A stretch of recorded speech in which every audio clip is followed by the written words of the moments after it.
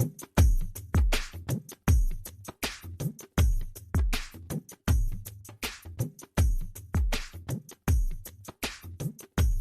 my sacred ones. I'm Savina Leo, and this is a Sacred Sutra podcast where I break down spiritual concepts so you can understand and appreciate them in your everyday life. It's June, and that means it's Pride Month, and I'm so excited to celebrate Pride Month with you guys and how far the LGBTQ plus community has come. There's still so much work that we all need to do, and I am proud to say that I'm an ally. And what I wanted to do in this episode was break down the spiritual meaning behind the community and give you guys some understanding and appreciation on why the LGBTQ community is so important for our collective ascension. I'm gonna try to not cry during this episode. I have friends and family that are a part of this community, and their suffering is real and it's still around. But my hope is with more understanding, there's more acceptance. Why do I call the LGBTQ plus community spiritual warriors? It's because they're on the front line of spiritual ascension.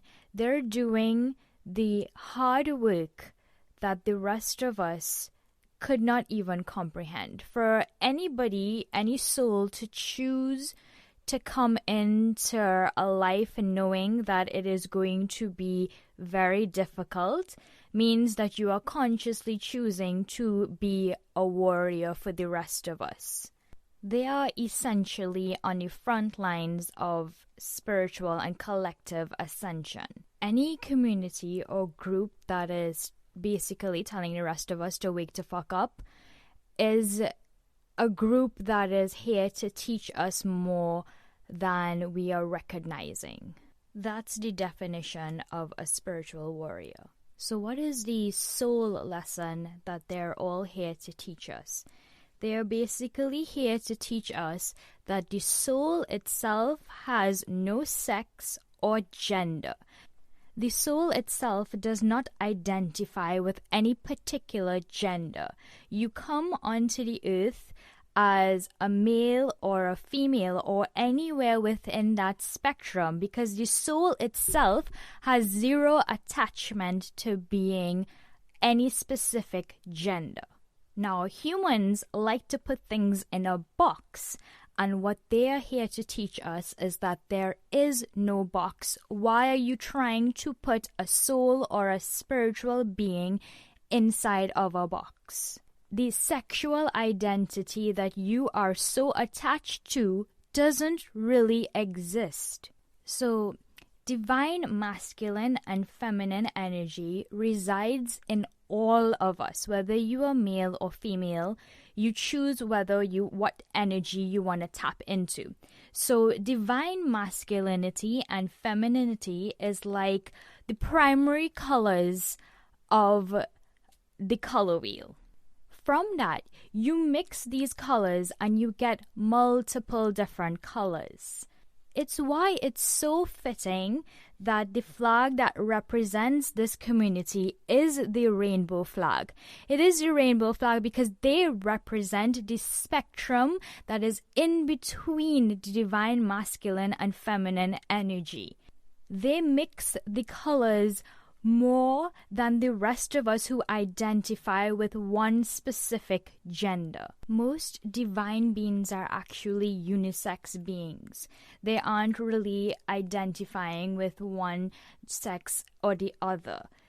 They actually come to us in our form of a male or female because our mind doesn't really comprehend that these divine beings have no gender, or we actually assign a gender to them. So another reason your soul might choose to be part of this community is in a past life you might have been female and you might have been brutally abused by males, all the males in your life, and you choose that in another lifetime, I'm not going to repeat those cycles. I don't want to have anything to do with anybody that is of the male gender.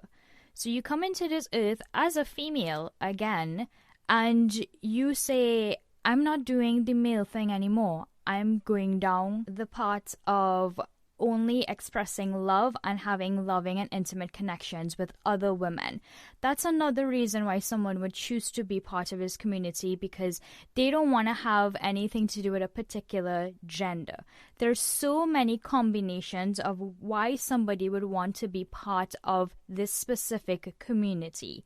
But let's not ever forget that the core of what they are trying to teach us is that the soul itself has no gender. So if my soul recognizes your soul from another lifetime and we are both male or we are both female, it does not matter. My soul just recognizes your soul. In Hinduism, you will actually find many examples of the LGBTQ community. Even Lord Shiva himself has a form that he takes where he is half male and half female.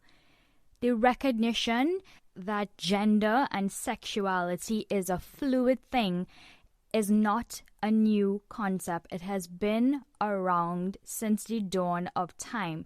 So the little trans boy or girl that is born knowing it was born into the wrong body is right. You are here to teach us that gender assignment is not a real thing. It is part of the Maya or the illusion of this world, and you choosing to be what you feel is your correct identity is godly in itself. Those who choose to live so concrete in the duality of this realm, they don't understand that the universe, God, source, all that itself is essentially fluid and doesn't live within the parameters of duality. They are here to teach us that love is not a conditional thing, it is an unconditional thing. And the moment you choose to step into your truth does not change anything. You are still deeply loved and deserve to be deeply loved for who you really are. On a more personal level, the LGBTQ plus community, they're here to teach families and communities that your children are actually separate beings and they have their own spiritual agenda that has nothing to do with you as a family member. A lot of cultures tend to see their kids as an extension of themselves in some way, and yeah, they do carry generational issues, but they're also separate beings that have their own desire as a soul to grow, and that your happiness as a parent or a community member is not connected to who that child is. So it's your job as a family member or a community member to acknowledge and accept who someone says they are. Them showing up and being so brave and authentic in who they are is their souls showing us that it's okay to be ourselves no matter what. And if you feel resistance towards the community, ask yourself, why am I resisting? And have I been programmed to feel resistance? We are just all mirrors to each other. My point is, the next time you see someone different, ask yourself, what are they here to teach you and the collective, instead of judging them, because they are the spiritual teacher, not me or you. This was a love letter to the LGBTQ plus community, and thank you for being such brave souls that are here to teach me the meaning of the universe. I hope this episode gave you deeper understanding into this diverse community and what they can collectively bring to our ascension. Have a great Pride Month, and I will talk to you guys soon.